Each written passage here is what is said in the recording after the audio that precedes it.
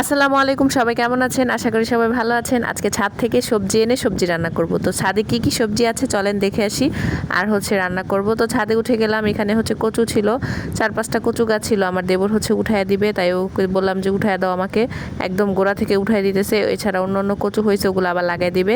তো এইভাবে মোতাটা ভালো করে করে ফেলাই দিছে। আর এই পাশে পুঁই শাক ছিল, পুঁই শাকগুলো আমাকে কেটে দিছে খুব সুন্দর করে, নিজেদের গাছের পুঁই শাক।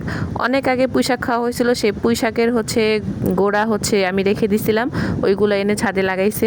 এখানে বসে কচু কাটতেছিলাম। কচু কাটার একটা টিপস আপনাদেরকে বলে দিব আজকে। কচু কাটতে গেলে কিন্তু হাত চুলকায়, আবার হাতে দাগ হয়ে যায়, সেই দাগটা সহজে উঠতে চায় না। আর চুলকালে তো কথাই নেই কোনো।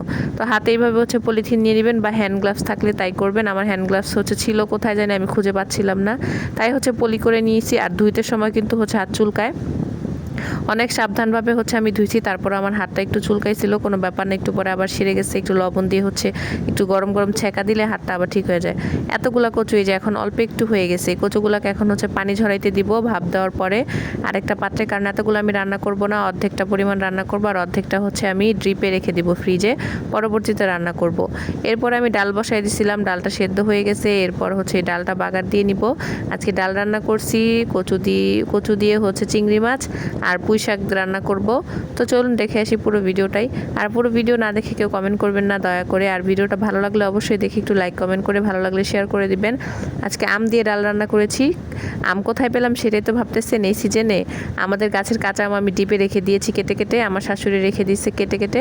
তো ওইখান থেকে নামিয়ে ডাল রান্না করি মাঝে মাঝে, খুব ভালো লাগে।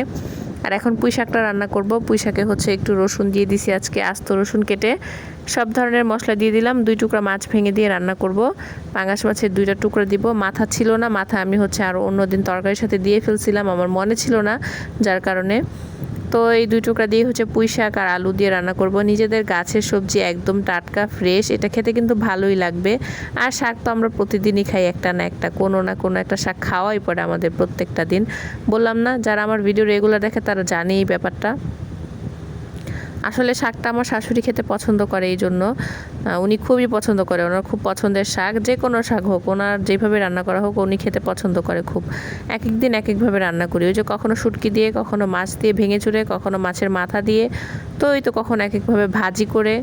তো এখন আমি কচুটা রান্না করব। এখানে চিংড়ি মাছ, অনেকগুলো রসুন পেঁয়াজ আর শুকনো মরিচ দিয়ে দিছি। কাঁচামরিচ ছিল না বাজারে, আমার শ্বশুরে গেছে, বাট বাজারে এত পরিমাণ দাম আর ভালো ছিল না মরিচগুলো, তাই উনি শুকনো মরিচ এনে দিয়েছে আমাকে, তাই শুকনো মরিচই দিলাম। এখানে সব ধরনের মশলা দিয়ে ভালো করে ভাজা ভাজা করে নিব।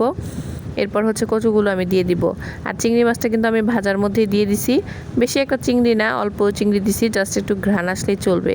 তো কচুটাকে একদম গোতায় গাতায় একদম আমি মিহি করে নিচ্ছি। যতবার এরকম অল্প জালে রেখে দিছি, আস্তে আস্তে কচুটা মজবে আর খেতে খুবই ভালো লাগবে। আর এই তো আমার কচুর লোক, এটা খেতে কিন্তু অনেক মজা লাগে। তবে আগের মতো আমি স্বাদ পেলাম না।